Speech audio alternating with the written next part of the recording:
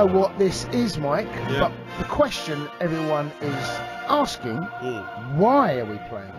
Well, the reason we're playing this is because we're going to talk to an expert on royalty in a minute, Mr. Thomas Mace Archer Mills. But What a name that is. Say that again.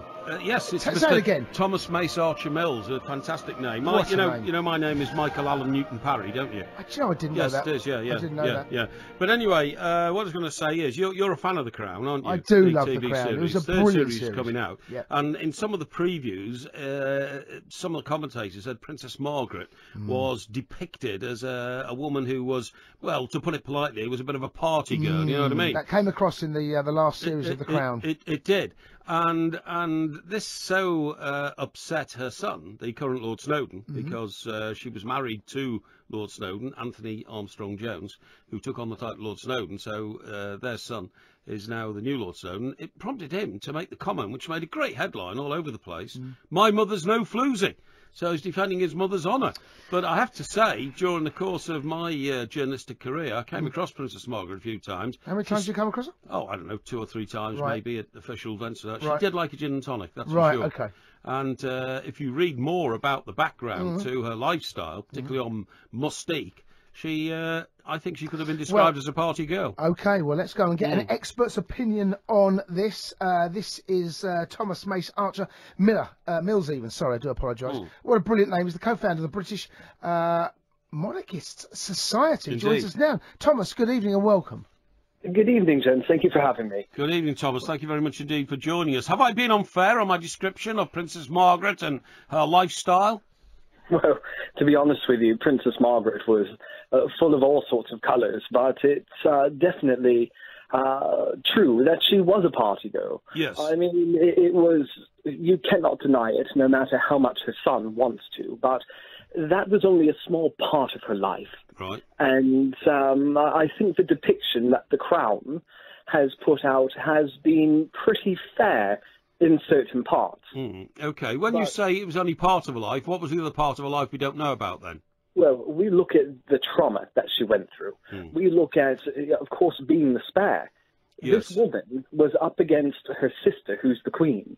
She's up against, her mother, who was a former queen. Yeah. So when she's trying to fit in and find her niche, there wasn't one. No. So it was very difficult. She had no formal training, no formal education. What was she to do in life? I mean, the first thing that happened after the Queen became the Queen in 1952, she was at the Royal Variety Show with the Queen in the same box, and she lights up a fag. Like, what's going on here? And that was not acceptable, but she didn't care.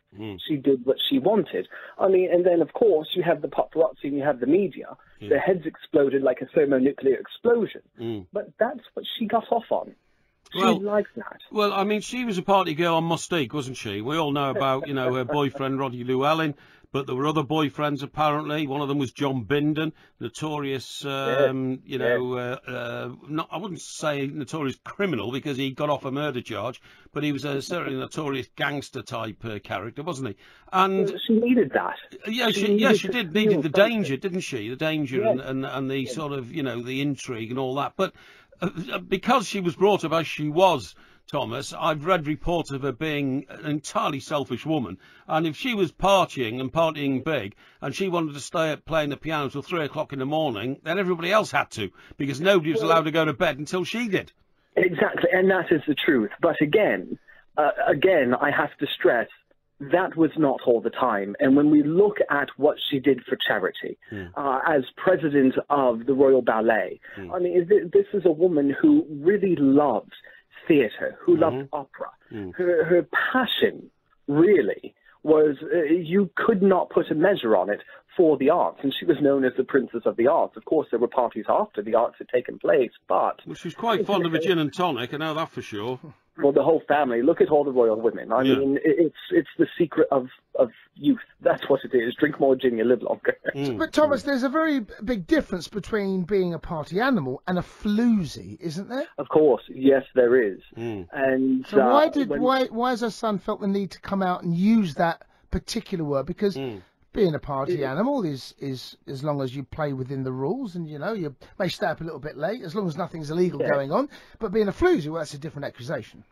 Well, of course it is, and it has a whole different meaning to it. And when you look at The Crown and how they've really touched on this subject, floozy is not the right word at all. This was a very unhappy woman. She tried to seek happiness any way she could. Yeah, and I agree maybe with that. some of the things that she did were questionable to us, but we don't know what that life is like and the stress and the pressures. No, But floozy, yeah. I'm sorry, that woman, she might have done a lot of things, but a floozy was not. She still had integrity and dignity in supporting her sister and a reflection of the Crown. I mean, can you imagine having a life which so lacked direction or meaning that apparently her daily routine was that she had breakfast in bed, the papers were brought up to her, she lit a few cigarettes, she came down at about 11 o'clock after spending an hour in the bath, and she had a few more cigarettes and an open day gin and tonic. Then she would lunch at home with friends who'd come round. What's her life? Yeah, you know, because she couldn't just go out to a restaurant in London, so somebody would come to Clarence House and have lunch with her. She'd then have, an early evening cocktail at about 4 or 5 o'clock and dinner somewhere out in some private room somewhere, and that was her life, day in, day out. That's true. Royal life back then, the 50s, 60s, even the 70s, was very different. And protocols were very different. The establishment was different.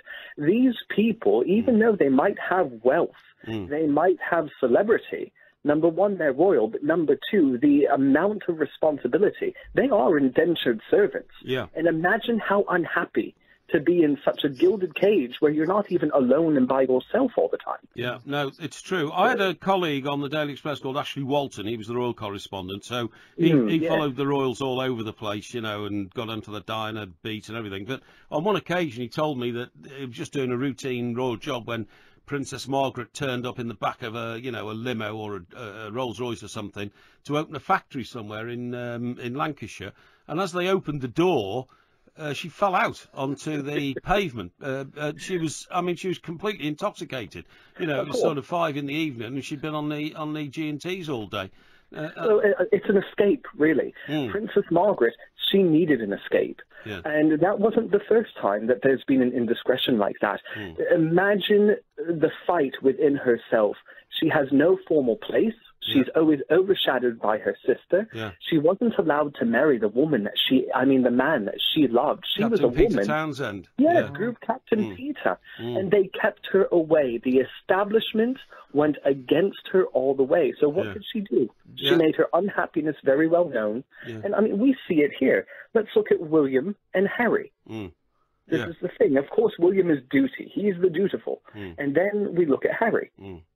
So it's a mirror image of the Queen and her sister and Charles's children. I think actually Harry and William, in particular Harry, because there was a period where you felt that maybe he was going to be the Princess Margaret of this scenario, but it hasn't quite materialised. He's been. But Thomas is right. The closer William gets to the throne and the more responsibility he takes on in preparation for what's to come, the further away he'll move from Harry, and Harry's role in life will become more and more meaningless. It's a pity, isn't it, Thomas, that the royals can't do more than 3 or 4 years in the the calling of their choice, the army, the air force, or something like that.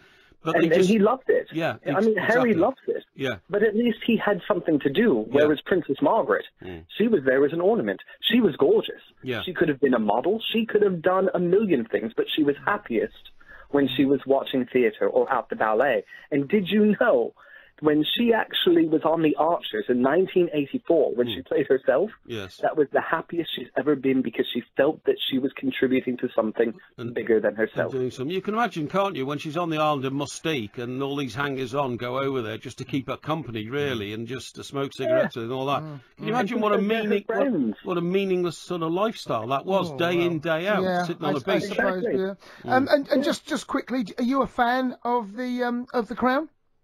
Well, I am to a certain aspect. I have to give credit where it's due. Right. Sets are phenomenal, but the script writing is creative writing, and it's good creative writing because we never know what's truly said. It's speculation. But the way they portrayed a few things, also questionable, and the timeline, how they've manipulated it, but overall, It shows them for the real people with the issues and problems they have. And some of them have some major issues. Yeah, indeed. Thomas, you've been a star. Appreciate your Thanks, time. Thomas. Thank you very much. Have a great weekend. Gents, anytime, I do appreciate it. And can I sit back down now that you've stopped playing God Save the Queen? Absolutely. Thank you very much indeed. Thank you very much, Thomas. Thanks, gents. Good night. Thank you.